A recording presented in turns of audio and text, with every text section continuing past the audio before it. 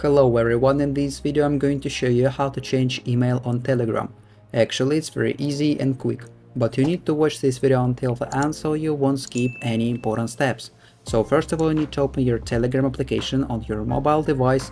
It can be a computer, for example PC, so it doesn't matter, the steps are the same. And then in this interface at the bottom right, click on the settings icon. Here it is. Then you need to scroll down a little bit and find privacy and security option right up there, and then click on the two-step verification option.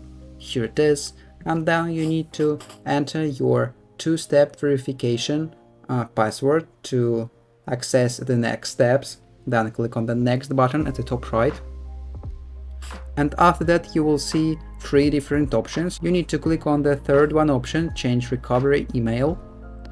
And then you need to enter your new recovery email and then click on the next button at the top right.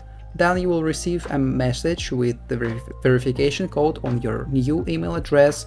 Then you need to enter this code and then your new email will be connected.